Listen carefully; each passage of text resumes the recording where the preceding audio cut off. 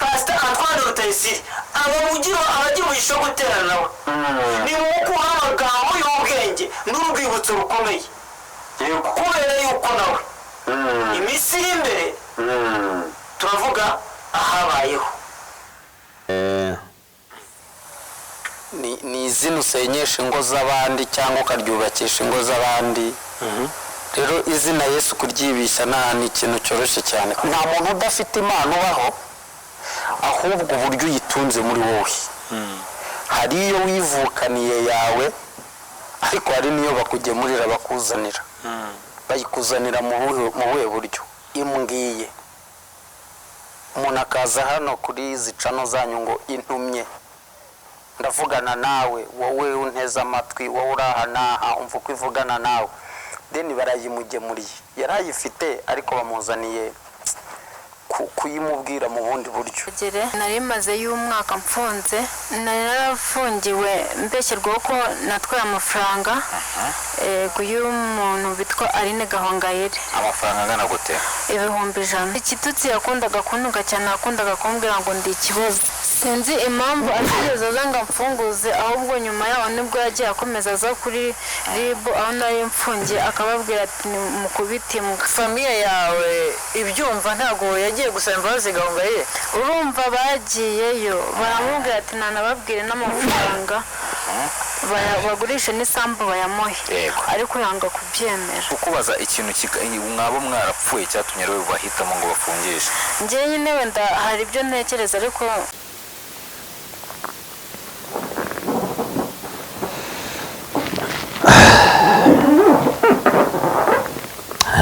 mumeze mute bantu banje, ndizera aho muri hose mumeze neza, amahoro y'Imana abane namwe, urukundo rw'Imana rubaganze, ndizera muri amahoro aho muherereye hose. Wowe wakoze subscribe rero habwa umugisha, kandi nawe utarayikora kandaho kugira ngo tujye tubana umunsi ku wundi uduteye inkunga ikomeye cyane, ariko ikirushije ushayaringa abandi, kandi turagusabye iyi nkuru yumva uyirangize.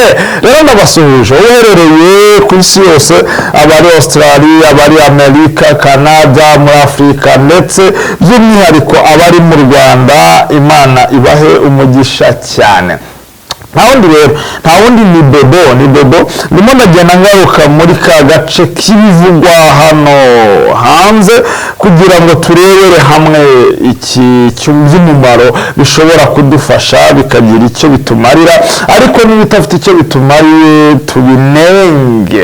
Hano rero tugiye kuza dutangira gukora live imbere ahangaha rwose dufite live streaming. Ubwo uzaza ubona abaramyi barimo bararamya live, uzaza ubona umwigisha live, ibiganiro byacu byinshi tubikore bili live, kandi subscribe rero kugira ngo tujye tubana umunsi ku munsi. Ariko rero nawe turakora subscribe n'ukuri dufashe wadufollowinze ko turi abantu banyu ariko mwarakoze namwe maje kubikora. So rero turaza mu gace k'abahanuzi, abahanuzi muri no minsi tutazi icyabateye, tutazi uko byagenze, bitwara uko bishakiye, bavuga uko bishakiye, bahana uko bishakiye, bapfa kuvuga ibibonetse byose, bapfa kubivugira ahabonetse hose. Hari umuhanuzi rero umwe wase usa nkaho yatanze impuguro arimo aranenga, ariko nawe yari umuhanuzi, nawe ni umuhanuzi. Muri yangana ndimo ndashaka video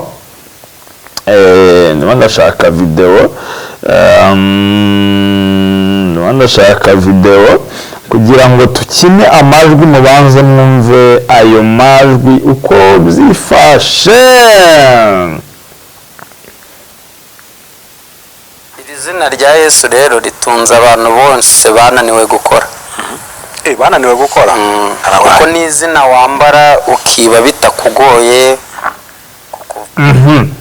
Aragize ati ati iri zina rya Yesu ni izina ritunze abantu banze gukora. Ngewe ntabwo hano wenda dusa nk'abemeranyaho gatoya ko ritunze abantu banze gukora gusa, ahubwo izina rya Yesu ritungishije abantu bafite umuhate wo gukora ndetse banabyiyemeje. Ariko izina rya Yesu rirushirizaho gutungisha abantu bayo, ahubwo ibintu bya Yesu iyo ubirishishije ntabwo birama. Yagize ati izina rya Yesu ni umwambaro wambara ukabibisha byoroshye. Yego nibyo, abantu baza bigize abakozi b'Imana, abantu bakaza bigize abahanuzi, abantu bakaza bigize abavugabutumwa, bikarangira bakweretse areba inziga. Ndaza kubabwira ibyanjye muri ino minsi. Mperutse guhura n'umuhanuzi anyigiraho inshuti ari Kabera Kirura, aragenda aranteranya bya nibyo kunteranya, ariko anteranya n'umuntu ku buryo ntananyura ahantu ngo nsuhuze. Uwo muhanuzi namweretse ko ntabizi, ariko aho uri umenye ko mbizi. Aho uri umenye ko mbizi. Wanyigizeho mwiza, uranyiyerurutsaho, ariko ibiraba murabikora ntakwihorera ukibwira ko mpanya nawe rwose. Wari umunsi nzabishyira imbere yawe uko bikurikirana. Izina rya Yesu turaritukishije bikabije. Izina rya Yesu turihinduye ukundi kuntu. Ndababaye iki kiganiro gikoze nkaho mbabaye, muri yanganira amashusho nyine. Ndababaye vraiment. Izina rya Yesu ni umwambaro wambara ukiba byoroshye. Izina rya Yesu ni umwambaro wambara ugahemukira umuntu byoroshye. Nagiraga nti izina rya Yesu ni izina wibisha, ni izina wambara ugakora amanyanga ugendeye mu cyizere bakugire bibwira ko uri umuntu w'Imana. Ariko umunsi Imana yahagurutse izabemeza. Sawa, abavuga ngo iravuze, twikomereze. Biba bitakugoye kukuvumbura ni ibintu bitoroshye, kandi aba bantu bibisha izina rya Yesu kugira ngo uzabamenye. My godness, ntabwo byose. Twihute ngo nigerere ku nkuru yanjye ya nyayo yanteye gukora kino kiganiro mbabaye. ni izina usenyesha ingo z'abandi cyangwa ukaryubakisha ingo z'abandi. Rero izina Yesu kuryibisha ni ikintu cyoroshye cyane. Nta muntu udafite impano ubaho, ahubwo uburyo uyitunze muri wowe. Hari iyo wivukaniye yawe, ariko hari n'iyo bakugemurira bakuzanira. Bayikuzanira mu buhe buryo? Imbwiye umuntu akaza hano kuri izi cano zanyu ngo intumye, ndavugana nawe, wowe unteze amatwi, wowe urahanaha umva uko ivugana nawe, deni barayimugemuriye. Yarayifite ariko bamuzaniye kuyimubwira mu bundi buryo. Ibyo byose nzabishira imbere y'amaso yanyu nk'uko bikurikirana. Niyo mpamvu rero irambwiye ivuze ngo umve ko uvugane nanjye, umve ko ikuntumyeho. Ariko se ubundi igihe ukuntumaho wowe warahindutse, wowe warahindutse. Simpakana ko Imana itavuga, ariko uburyo simpakana ko n'Imana idatuma, ariko uburyo Imana iri kubatumamo biteye impungenge n'inkeke. Twikomereze mwumve igitumye ntera ino kamera. Undi muhanuzi araje arahanuye ati Antoine Rutayisire agiye gupfa. Ariko muvugisha ukuri twabuze ibyo duhanura. Ubuhanuzi bw'umuntu buza kuri social media cyangwa muri gutwika. Nagira ngo mbabwire abahanuzi bamwe na bamwe ariko bose muri rusange bagira ururimi rubi. Umuhanuzi icyo aguhanuriye, icyo agiye yatura yashyizeho umutima akacyatura, yenda agitinya. Bagira ururimi rubi ruteye ubwoba. Iyo bihaye kukubwira ikintu ukagipinga, bagira ururimi rubi. Ariko bake muri bo ni n'abarozi, ndabivuga gutya, ni abarozi. Baraguhanura ukabona ntibikunze, bagashakisha izindi mbaraga zituma bisohora kugira ngo bemerwe. Kuko abahanuzi benshi ntabwo aho isi igeze yawe uzamenye umuhanuzi nyakuri ni ikibazo. Bamwe na bamwe hari izindi mbaraga zibapushinga, ziri behind, ziri inyuma y'ibyo bakora. Ntabwo hari izindi mbaraga zitari iz'Imana bishingikirizaho bamwe na bamwe. Akaza kubwira ati urapfuye cyangwa ugiye guhura n'ibi, yabona utabyumva neza, agashaka izindi mbaraga zituma zikurangiza kugira ngo yemerwe. Pastor Theogene wumvisha uburyo bigambye, nubwo wigambye bitamuhiriye, none n'uyu nawe Antoine Rutayisire arakurikiye. Dore imbogo muzi uburyo yapfuyemo, kandi n'umuhanuzi wari wabimubwiye arakenyuka. None n'uyu araje nka Antoine Rutayisire barakomera nk'ibisukwa ku gicaniro. Antoine Rutayisire yacyari muto. N'abahanuzi mwe, mureke mwumve ukuntu uyu muhanuzi yavuze. Reka mbabwire, nimubona yuko Pastor Theogene Imana yamuhamagaye, reka mbahanurire ubu buhanuzi. Yego. Nimuzababara Imana nihamagara Pastor Antoine Rutayisire. Uri kubyumva neza? Yego. Banyarwanda nimuzababare, kubera yuko amaze kumera nk'ibisukwa ku gicaniro. Igihe cyo gusohora kwiyo kigiye gute kirageze.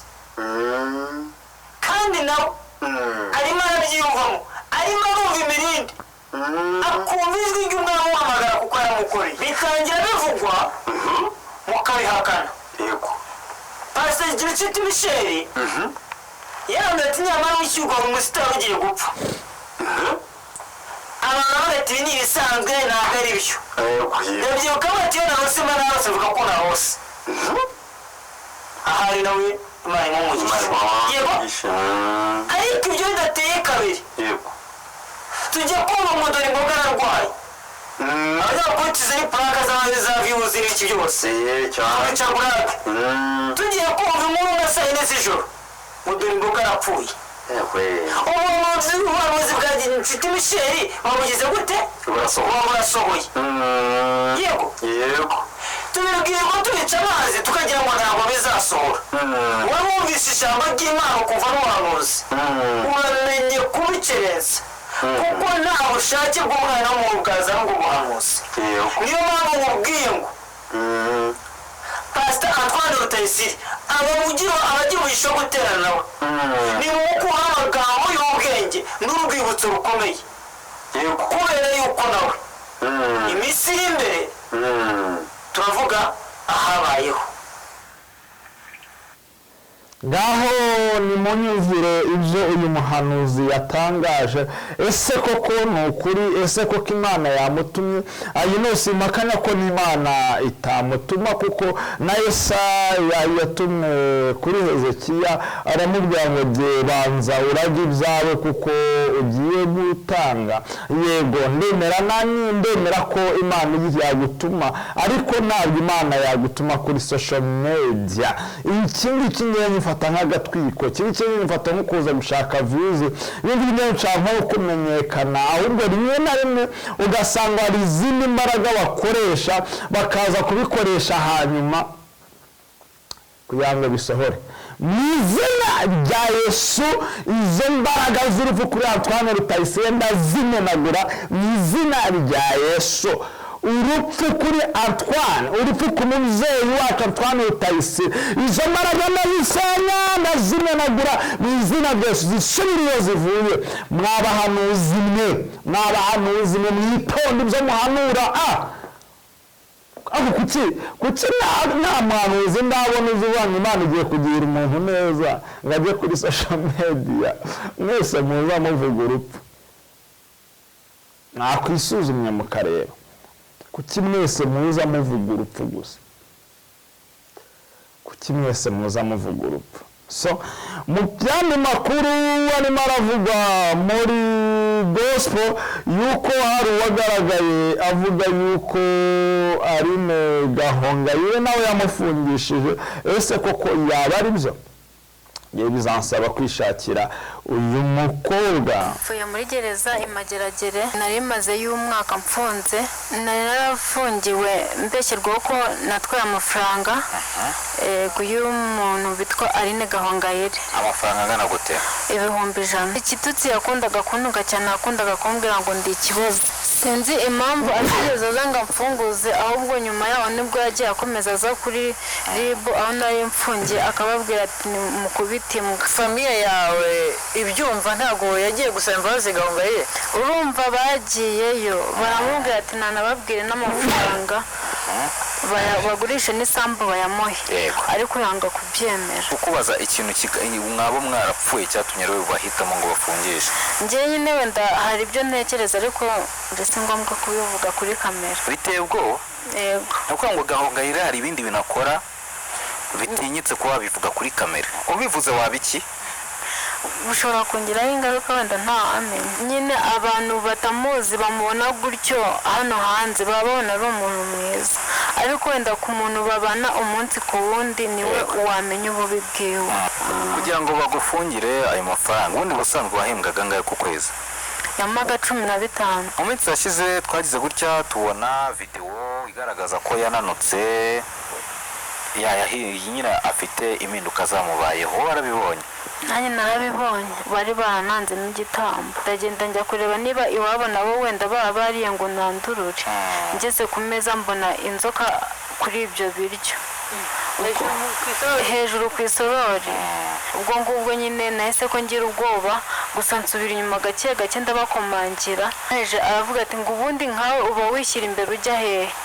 Genda ibyo ngibyo byihorere, njye nanga umuntu ureba ibitamureba. Yari inzoka nini, yari ibyibushye. Uraza usanga iri kurya ibiryo? Yego. Icyo cyaka nyine urumva yarantutse. Ako ni nk'ubwa kangahe warubonye inzoka mu buzima bwawe? Inzoka nari nsanzwe nyibona nyine mu cyaro, ariko utuyoka dutoya dusanzwe. Ntabwo nari narakabona inzoka ingana gutyo. Yego. None kugira ngo njye ntabwo ndumva impamvu uvuga ngo bari baragutanzemo igitambo rero. Yego, wasanga ari umunyamasengesho simbizi mu mutima we, ariko mu bikorwa by'iwe nge yanyeretse nabonye ko atari ko bimeze. Ese koko nimba atari uguharabikana bagufunze kubera 100,000 nta kindi kintu cyari cyabuze? Ngaho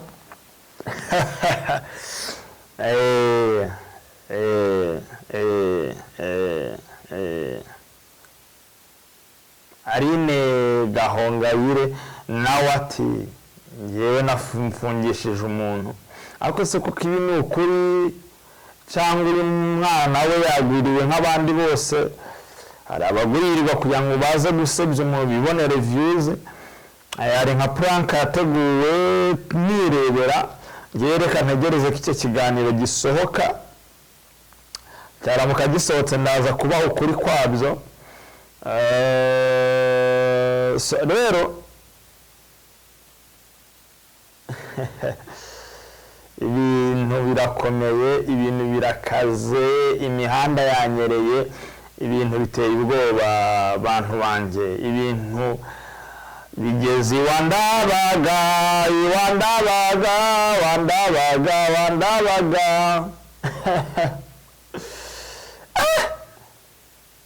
Ibi noneho birarenze pe, birarenze, biteye inkeke, ariko Umwami Imana azajya agenda dushoboza. Rero bantu banjye, se kuko Aline Gahongayire ibyo bamuvugaho byaba ari byo? Ese ko inzoka yaba ayifite?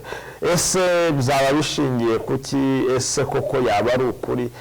mumbwire namwe ubundi tumenye ibyari byo tumenye ukuri kwabyo ariko turaza kubikurikirana mbese tumenye ngo biraherera birava ese nibyo cyangwa si byo tumenye ukuri kwabyo nyako tuzabikurikiranira 5 kwa 5 ngo kora subscribe kugira ngo dukomeze tubane umunsi ku munsi. Shalom yari Bobo.